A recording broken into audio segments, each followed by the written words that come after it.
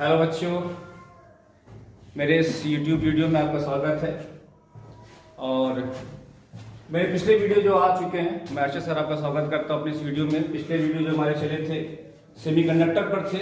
कई बच्चों की क्वेरी थी कि सर सेमीकंडक्टर के बारे में तो हम लोग काफ़ी कुछ जानते हैं, चुके हैं काफ़ी हैं, लेकिन बोर्ड एग्ज़ाम आने वाले हैं और उस बोर्ड एग्ज़ाम के अकॉर्डिंग इसके जो न्यूमेरिकल्स हैं वो कैसे होंगे, उन्हें कैसे हम लोग उसे फेस करेंगे, उनको कैसे सॉल्व किया जाएगा, इस पे उनके कुछ क्वेरीज थी।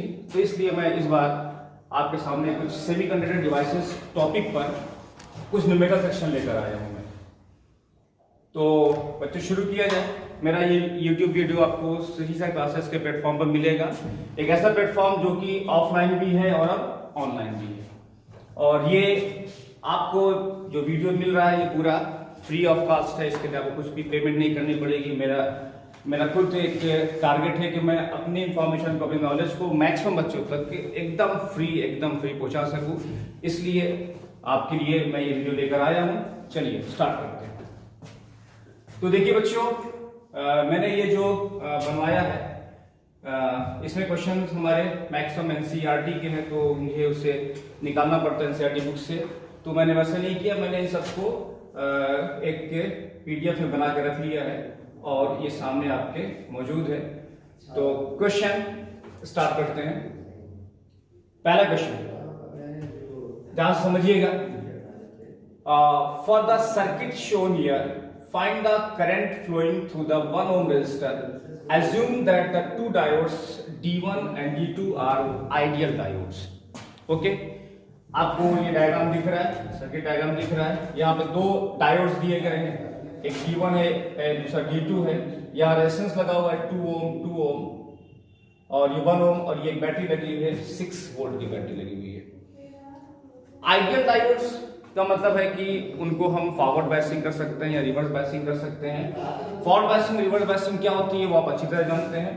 फॉरवर्ड बायसिंग में कोई भी डायोड जो आइडियल डायोड होगा वो स्विच ऑन हो जाएगा, उसका रेजिस्टेंस लगभग 0 हो जाएगा, हम ऐसा कह सकते हैं। और 0 पे कुछ नहीं होगा, प्रैक्टिकली 0 नहीं होगा, लेकिन अप्रॉक्सीमेटली 0 कह सकते हैं। और रिवर्स बायसिंग अगर किसी डायोड की जाएगी तो फिर वो स्विच ऑफ हो जाएगा और उसका रेजिस्टेंस इनफाइनाइट हो जाएगा।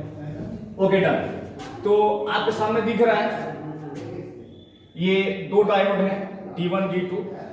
आप ये देखिए, साफ साफ दिख रहा है आपको कि ये D1 डायोड जो दिख रहा है ये 6 वोल्ट की बैटरी के, इसका ये आपको मालूम है। इसमें थोड़ा सा मैं कुछ ऐड करूं।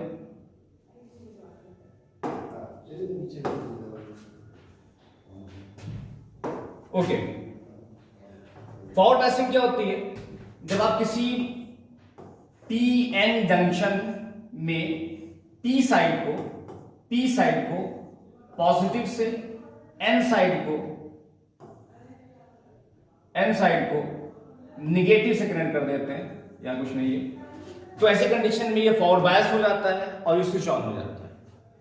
और अगर आप इसी का उल्टा कर दें, P साइड को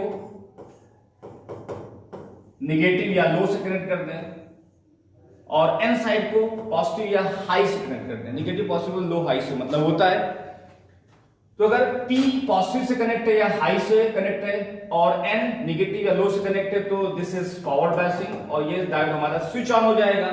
और अगर P निगेटिव से कनेक्ट है, N पॉजिटिव से या हाई से कनेक्ट है तो ये रिवर्स बायसिंग हो जाएगा, रिवर्स बायस्ड हो जाएगा और ये डायोड हमारा स्विच ऑफ हो जाएगा। तो आपको साफ साफ दिख रहा है कि यहां पर ये P कनेक्ट है पॉजिटिव से, ये N कनेक्ट है निगेटिव से, तो ये आपका फॉरवर्ड बायस्ड हो गया, स्विच ऑन हो गया। और यहां देखिए ये P कनेक्ट है निगेटिव से, ये दिख रहा है, N कनेक्ट है पॉजिटिव से, तो ये रिवर्स बायस्ड हो गया, ये स्विच ऑफ हो जाएगा। जब ये स्विच ऑफ हो जाएगा तो करंट यहां नहीं जाएगी। जब करंट यहां नहीं जाएगी, जिस ब्रांच में करंट नहीं जाएगी वो ब्रांच हमारे किसी काम का नहीं है, हम उसको सर्किट डायग्राम से हटा दें, ज्यादा आसान रहेगा हमारे लिए। तो अगर हम इस सर्किट में से इस ब्रांच को हटा देते हैं तो अब क्या होगा?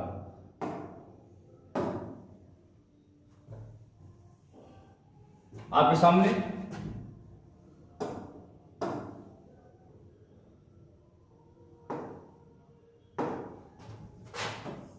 ये सर्किट सिंप्लीफाई हो जाएगा ये D1 हमारा स्विच ऑन है, मैं थोड़ा बड़ा बना रहा हूं यहां पर, वो हटा दिया मैंने, और इस वाली ब्रांच को मैं हटा दे रहा हूं क्योंकि यहां पर करंट नहीं जाएगी। तो अब सर्किट डायग्राम आपका कुछ इस तरह से हो जाएगा। ये 2 ओम रेजिस्टेंस, ये 1 ohm resistance and this is 6 volt battery. और ये जो डायोड D1 है ये हमारा आइडियल डायोड है, ये स्विच ऑन हो चुका है, इसका रेजिस्टेंस नहीं है, 0 है। मतलब आप ये कह सकते हैं कि इस ब्रांच में केवल 2 ओम रेजिस्टेंस है और यहाँ कुछ नहीं है, 0 ओम रेजिस्टेंस है ये। तो अब आपके पूरे सर्किट में केवल 2 ओम और ये 1 ओम रेजिस्टेंस बचा, और ये आपका सीरीज कॉम्बिनेशन में साफ साफ दिख रहा है। तो जो नेट रेजिस्टेंस है वो बन जाएगा 2 + 1 means 3 ohm, and I is equal to, आप जानते हैं by ohm's law, I is equal to V/R होता है। तो V 6 वोल्ट है एंड ये 3 ओम है, ये बन जाएगा कितना आपका, I is equal to 2 ampere current. This is the required answer. Done, hopefully आप समझ गए होंगे। तो आप इसको वीडियो को पॉज करके नोट कर लीजिएगा।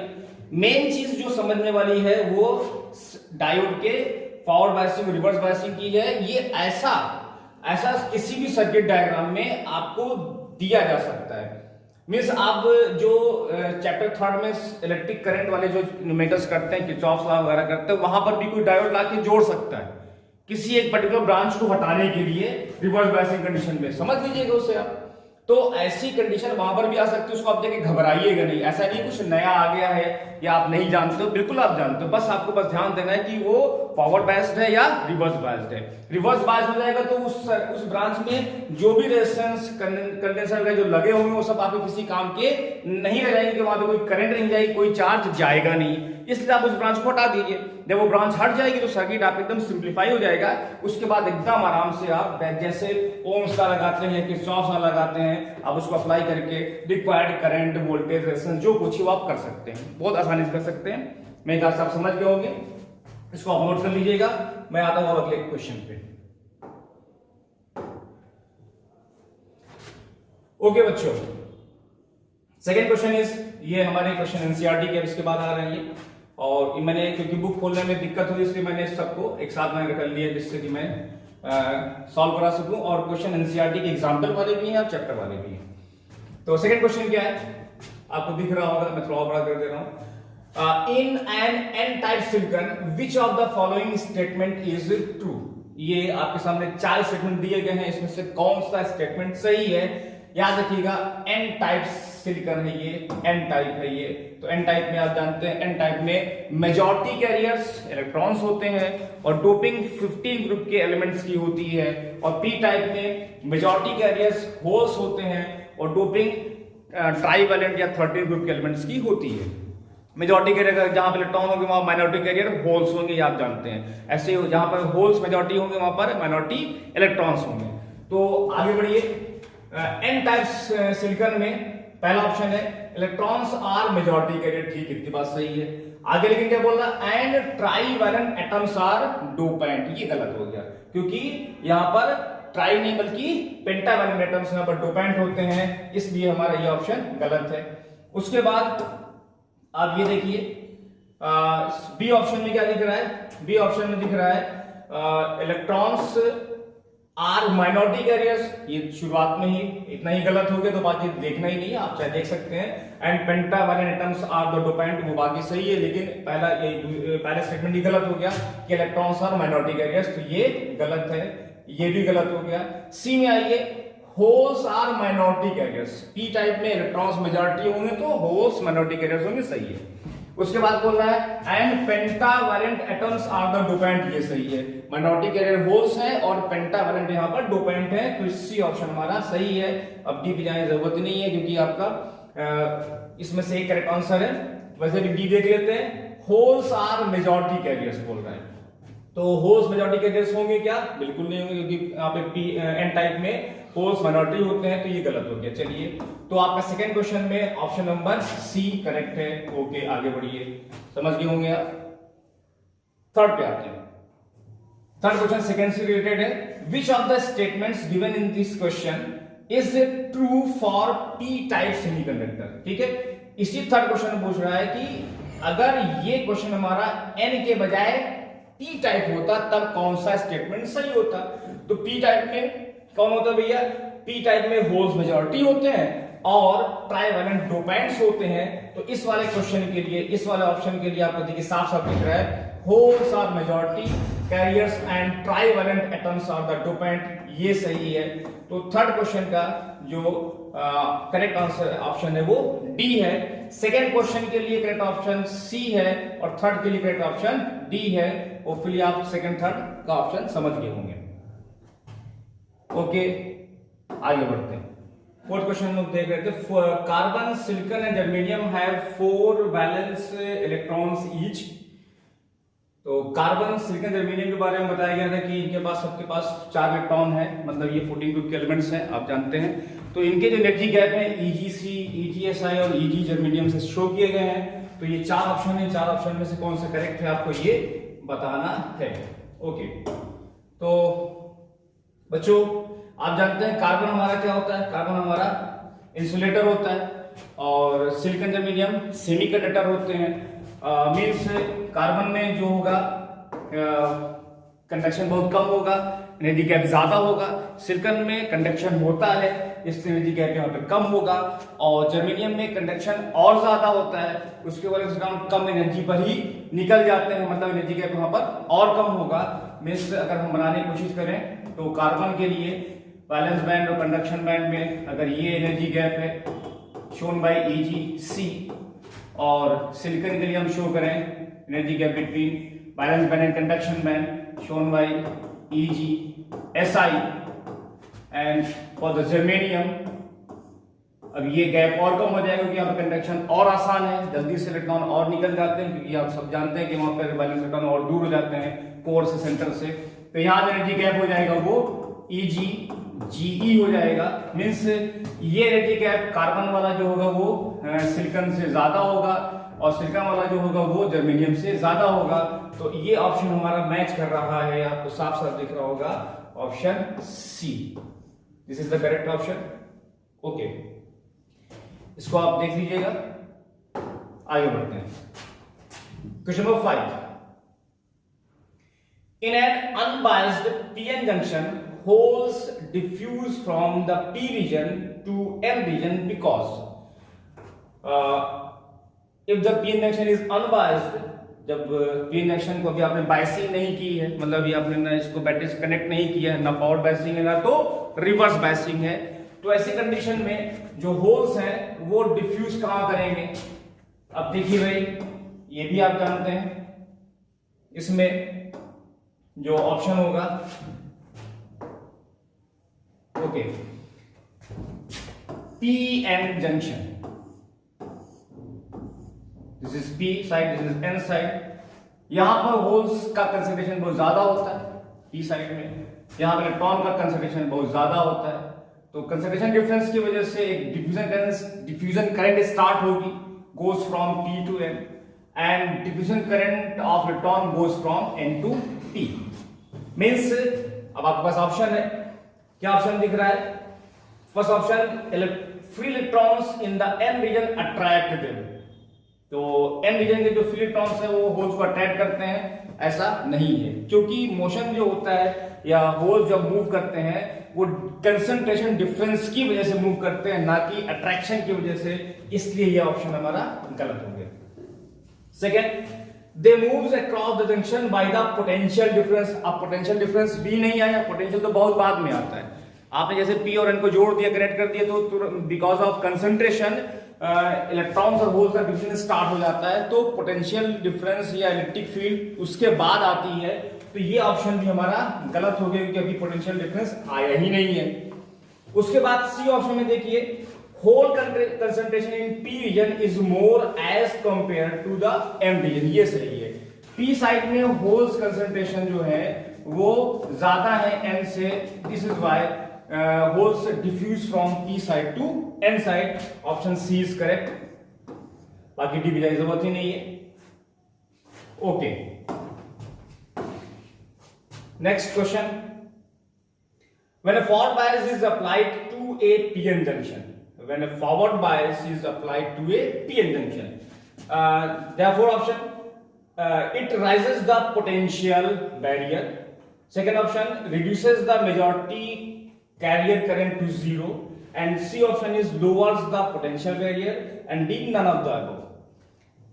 We know that if there is forward biasing, in the case of forward biasing,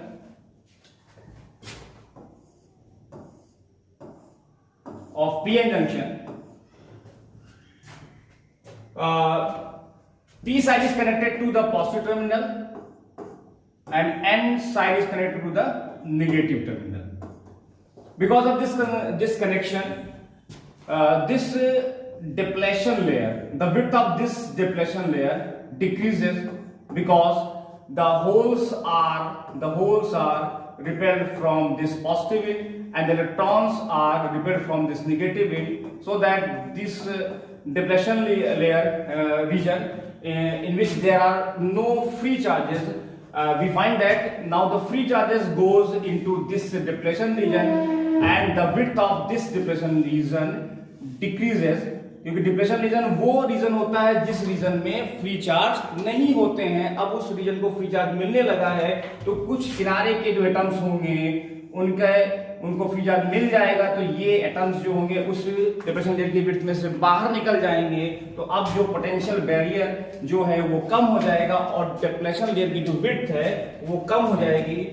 in this way this option C is correct. This lowers the potential barrier.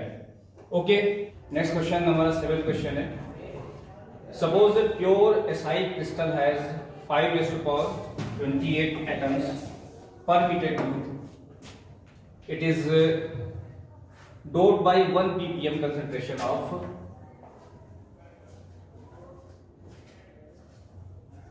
a pentavalent arsenic. Calculate the number of electrons and holes given that Ni is equal to 1.5 × 10⁻16 per meter cube. अब देखिए बच्चों, ये जो question है ये question हमारा एक numerical question है, इस पे हम ज़्यादा ध्यान नहीं देते हैं, लेकिन मुझे लगता है कि बोर्ड एग्जाम में ऐसा हो सकता है कि आपसे एक न्यूमेरिकल दे दिया जाए, पूछ लिया जाए। P type N type semiconductor के बारे में हम जानते हैं, उनको हम क्लासिफाई कर चुके हैं, तो एक न्यूमेरिकल थमा दिया जाए। तो वो न्यूमेरिकल मुझे लगता है कि ये क्वेश्चन आपके लिए बहुत इंपॉर्टेंट बनता है बोर्ड एग्जाम के पॉइंट ऑफ व्यू से। तो आप जानते क्या है, यहां पे दिया क्या गया है, सिलिकॉन क्रिस्टल का कंसंट्रेशन दिया गया है 5:10⁻28 एटम्स पर मीटर क्यूब, ये सिलिकॉन का कंसंट्रेशन है। में से प्योर एसआई एटम की अमाउंट है पर मीटर क्यूब। इसमें डोपिंग की गई है, कितनी डोपिंग की गई है? 1 पार्ट पर मिलियन ppm, 1 पार्ट पर मिलियन की डोपिंग की गई है। और किसकी डोपिंग की गई है? आर्सेनिक की, मतलब पेंटावैलेंट की डोपिंग की गई है, जो 15 ग्रुप का एलिमेंट आता है। और उसके बाद आपसे पूछ ये रहा है कि Ni की वैल्यू दी गई है। What is the value of Ni? 1.5 × 10⁻16 पर मीटर क्यूब। तो you have to find the number of electrons and holes. अब देखिए बच्चों, वैल्यू आप ध्यान से देख लीजिए, इसको मैं आगे कहते हैं सॉल्व करूंगा। Ni दिया गया आपको 1.5 × 10⁻16 पर मीटर क्यूब, और ये जो आपको दिया गया है प्योर क्रिस्टल सिलिकॉन का, उसकी अमाउंट जो दी गई वो भी आप नोट कर लीजिए। अब हम सॉल्व करना शुरू कर रहे हैं।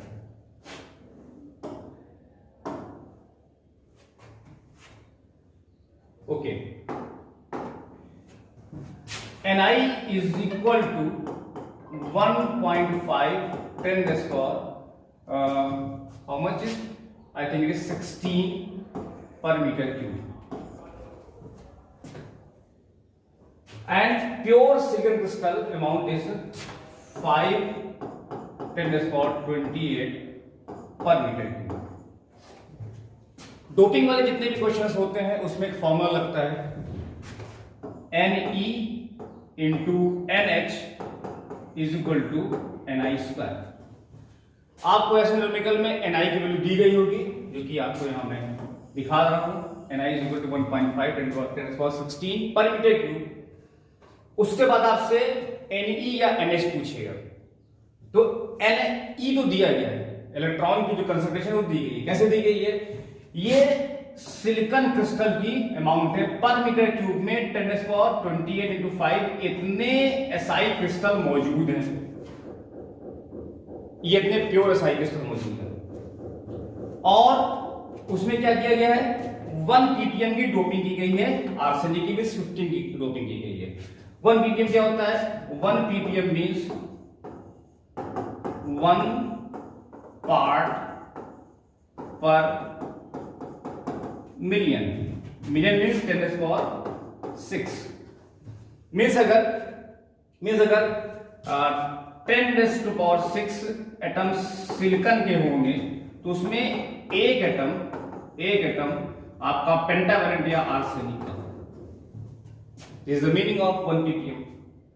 There are 1 million atoms of silicon, means this much amount of silicon atom is equivalent to 1 atom of arsenic. अगर आपने इतने सिलिकॉन के एटम रखे हैं तो उसमें से एक एटम आर्सेनिक का होगा।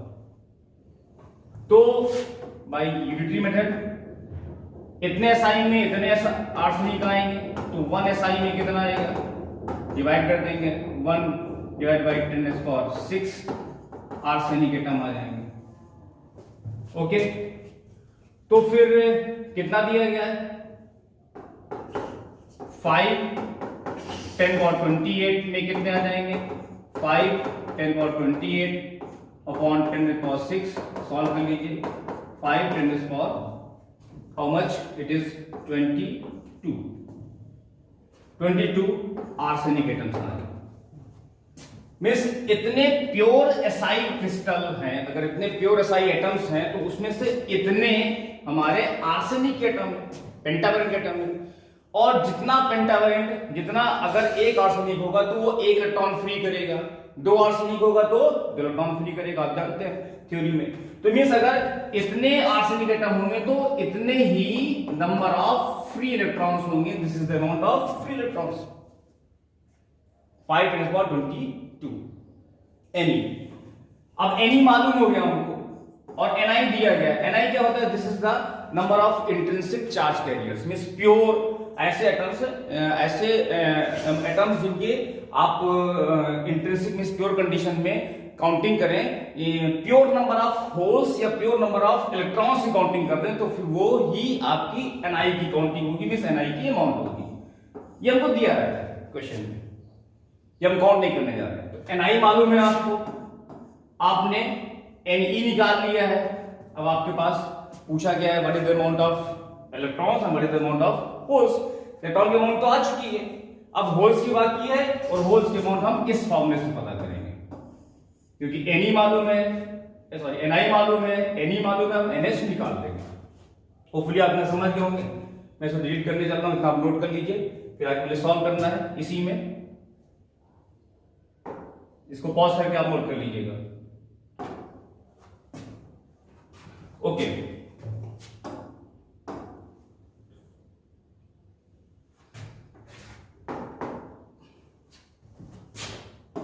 Ne into NH is equal to Ni square. Ni is 1.5 10 is for, how much is it? 10 is for 16 whole square, and NH find करने के लिए आप Ne को डिवाइड कर देंगे, तो 1.5 10 is for 16 hole square. Ne की अमाउंट कितनी आ गई थी हमारी, Ne की अमाउंट आ गई थी 5 into 10 is for 22। अब ये हम सॉल्व करेंगे तो ये आ जाएगा आपका 2.25 10 is for 32 upon 5 10 is for 22। अब ये सॉल्व करेंगे तो आप समझ सकते हैं 524.4 5 10 is for 10, it is 4.5 10 is for, एक जीरो कम कर देंगे 9 पर metre cube. This is the amount of holes NH। एक आंसर ये हो गया हमारा NH, और एक आंसर हमने अभी पहले पता कर लिया था Ne, जो कि कितना था 5 10 is for 22 पर मीटर क्यूब, ये रूल लिख दीजिएगा। These are the answer. Okay, इसको नोट कर लीजिएगा। पॉज करके मैं अगले क्वेश्चन पर आ रहा हूं।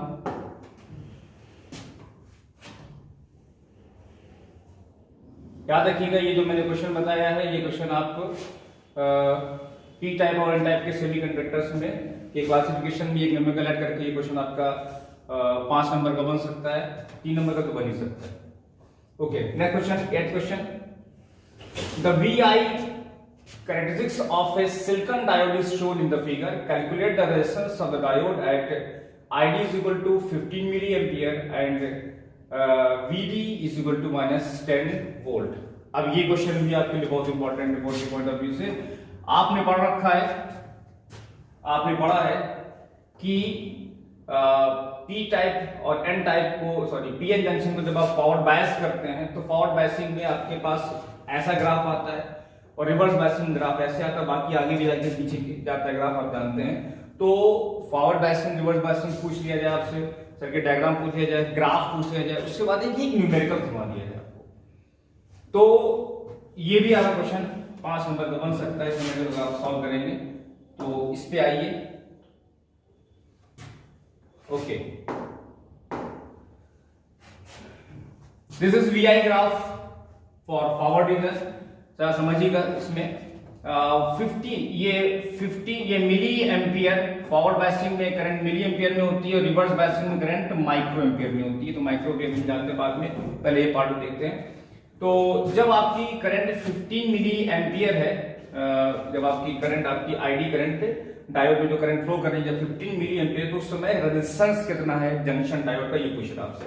आप देखिए 15 के आसपास 2 रीडिंग दी गई है आपको, एक रीडिंग दी गई है 10 की और दूसरी रीडिंग दी गई है 20 की। 10 मिली एम्पियर करंट पर आप देखिए तो जो 10 मिली एम्पियर करंट पर, हाँ, जो वोल्टेज है वो वोल्टेज आपको दिख रहा है कितना, 0.7 दिख रहा है। और 20 मिली एम्पियर करंट पर जो वोल्टेज है वो वोल्टेज आपको दिख रहा है साफ साफ कितना, 0.8।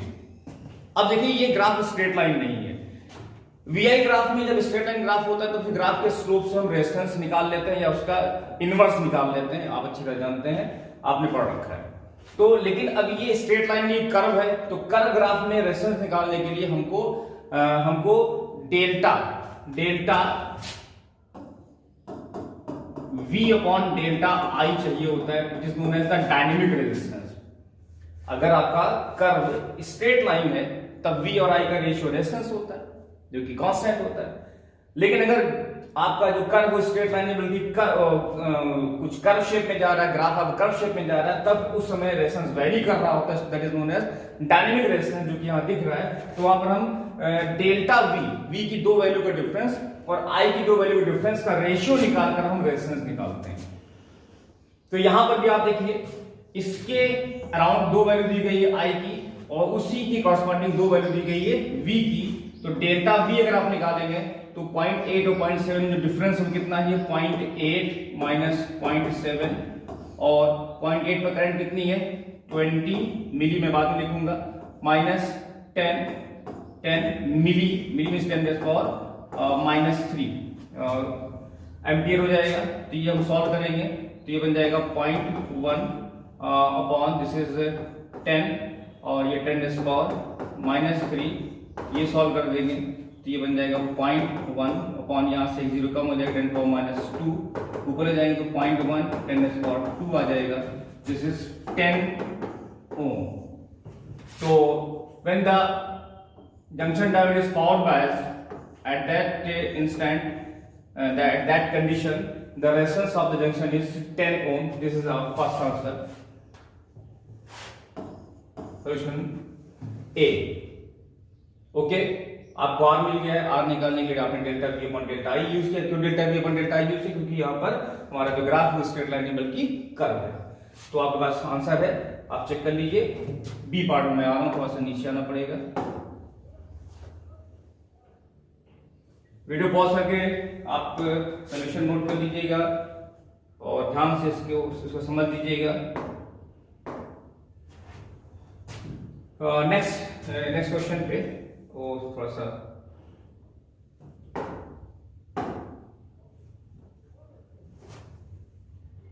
For VD is equal to -10 volt, -10 volt पे आप देखिए जरा सा, -10 वोल्ट पर जो करंट है वो करंट आपकी दिख रही है, एकदम ग्राफ आपका स्ट्रेट लाइन जा रहा है, वो करंट आपको दिख रही है 1 माइक्रो एम्पियर। तो आप देख लीजिए, फिर मैं नीचे आपको बार बार थोड़ा सा डिस्टर्ब हो जा रहा है। Okay,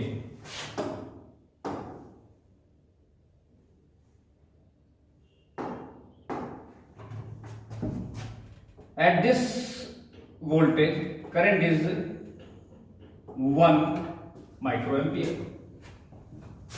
For B part, resistance for at the reverse biasing again delta V upon delta I. अब देखो बच्चों हो गया ना, यहाँ पर ये जो ग्राफ है आपका, इस रीजन में ग्राफ आपका बहुत देर तक, बहुत दूर तक वोल्टेज बहुत वेरी करे, तभी स्ट्रेट लाइन ही रहता है, आपको कोई दो डिफरेंट वैल्यू V की मिल ही नहीं रही है, तो आप यहाँ पे डेल्टा नहीं ढूंढ पाएंगे। दिया भी नहीं गया है, वैसे दिया भी नहीं गया है, दिया अगर भी गया होता तो बहुत दो क्लोज वैल्यू होती हो। तो आपको यहाँ पर ग्राफ स्ट्रेट लाइन दिख रहा है, स्ट्रेट लाइन दिख रहा है, इसलिए आप यहाँ पर delta V upon delta I के बजाय आप V अपॉन I यूज करेंगे, जो आप रेजिस्टेंस, ओमिक रेजिस्टेंस वाले केस में यूज करते हैं, क्योंकि यहाँ पर दो डिफरेंट वैल्यू V की और दो डिफरेंट वैल्यू I की नहीं दिख रही है, और दूसरी बात ग्राफ आपका स्ट्रेट लाइन यहाँ लगभग जा भी रहा है। तो अब आपको मालूम है दोनों ही माइनस में, यहाँ पर माइनस आप शो कर दीजिएगा, ये माइनस यहाँ पे थोड़ा सा चला गया है, ये माइनस में ही है, तो आप साइन का भी कोई दिक्कत नहीं होगी आपको। ये 10 वोल्ट ये हो जाएगा माइनस रखते तो भी, और ये -1 माइक्रो मीन्स आप जानते ही हैं, -6 हो जाएगा, ये हटा दीजिए, तो ये आपका आ जाएगा कितना, दिस इज 10 पावर ऊपर ले जाएंगे 6 बन जाएगा, एक जीरो यहाँ ले जाइए, तो 1 × 10⁻⁷ ओम ये रेजिस्टेंस आएगा in the case of reverse biasing. This is the और सेकेंड आंसर। ओके, इसको आप फिर से नोट कर लीजिएगा पॉज करके। तो ये हमारे कुछ क्वेश्चंस हैं जो कि मैंने एक आध क्वेश्चन कहीं और से मिले, बाकी सब एनसीईआरटी के एक साथ मैंने इसलिए रखे हैं जिससे कि मैं इसको इसलिए आपके सामने रख के सॉल्व कर सकूं, बार बार पेज ना पलटना पड़े।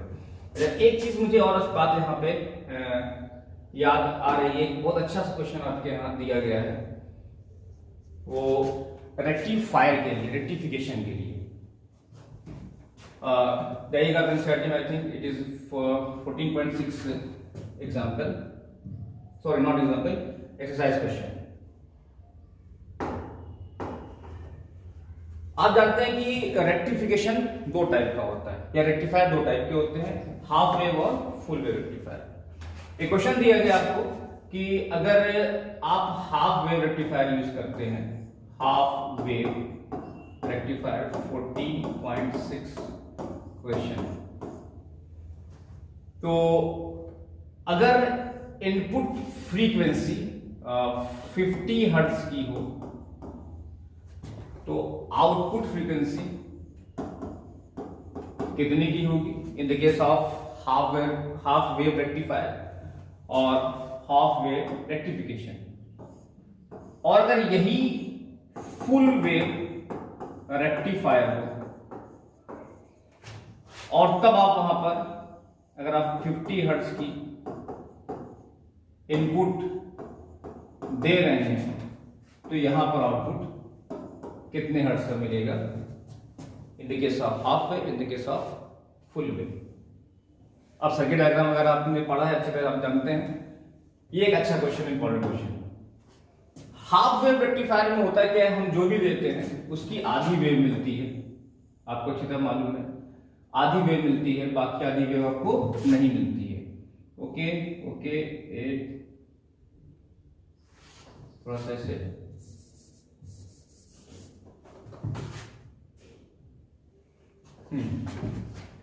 हाफ वेव में जितनी आप फ्रीक्वेंसी देते हैं, आप जो इनपुट सिग्नल देते हैं, उस इनपुट का केवल आधा सिग्नल आपको आउटपुट मिलता है, बाकी अगला आधा जो होता है वो आपका ब्लॉक कर जाता है, वो सिग्नल ये जाता है, फिर अगला आधा फिर से आ जाएगा नेक्स्ट हाफ के लिए। वैसे यहां पर भी होता है, लेकिन थोड़ा सा चेंज होता है।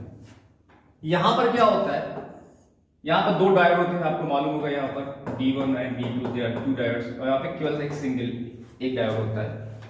इस केस में क्या होता है, इसमें पहला हाफ जो होता है वो D1 डायोड से आता है, और अगला हाफ जो होता है वो D2 डायोड से आता है, और ऐसे ही आपके सिग्नल बनते जाते हैं। आपको अच्छी तरह से पता होगा ये फॉर डिफरेंट टाइम। तो अब होता क्या है कि एक ही सिग्नल दोनों में मिल रहा होता है, लेकिन किसी एक के लिए पॉजिटिव होता है, अगले के लिए निगेटिव होता है। मींस एक सिग्नल जो होता है हमारा D1 डायोड के लिए ऑन हो जाता है, तो D2 डायोड के लिए वो स्विच ऑफ कंडीशन में, रिवर्स बायसिंग कंडीशन में आ जाता है। तो यहां पर आप जितना पॉजिटिव देते हैं आप उतना ही पॉजिटिव पाते हैं। इसलिए आप 50 हर्ट्ज की एसी देंगे तो आपको 50 हर्ट्ज का ही मिलेगा, लेकिन फ्लक्चुएटिंग डीसी मिलेगा, निगेटिव तो नहीं है। 50 हर्ट्ज का सिग्नल आपको 50 हर्ट्ज के सिग्नल में ही आउटपुट में कन्वर्ट होकर मिलेगा। लेकिन यहां पर क्या होगा, यहां पर अगर ये D1 डायोड के लिए सिग्नल है तो D2 डायोड के लिए सिग्नल हमारा ऐसे बन जाता है, और द सेम टाइम अगर ये पॉजिटिव है D1 के लिए तो D2 के लिए हमारा निगेटिव हो रहा होता है। मींस D1 हमारा स्विच ऑन होता है तो D2 हमारा स्विच ऑफ होता है, आप जानते हैं अच्छी तरह से। मींस आपको उसी सिग्नल में आपको यहाँ पर जो लोड रेजिस्टेंस दिया गया होता है, उस लोड रेजिस्टेंस में आपको क्या मिलता है, एक ही सिग्नल पर आपको 2 बार पॉजिटिव मिलता है, 2 पॉजिटिव मिलता है एक ही सिग्नल पर। एक ही इनपुट सिग्नल पर आपको 2 पॉजिटिव सिग्नल मिल रहे होते हैं, जबकि यहां पर एक पॉजिटिव पर आपको 1 पॉजिटिव मिलता है, यहां पर 1 पॉजिटिव पर यहां पर आपको 2 पॉजिटिव मिल रहे होते हैं फॉर द सेम टाइम। तो एक पॉजिटिव और 2 पॉजिटिव मिल रहे होते हैं। इसलिए इस कंडीशन में यहां पर आपने जितना फ्रीक्वेंसी दिया है उसके डबल फ्रीक्वेंसी यहां मिल रही होती है। दिस इज व्हाई यहां पर जो आउटपुट सिग्नल है वो 100 हर्ट्ज का हो जाता है और यहां पर 50 हर्ट्ज का हो जाता है।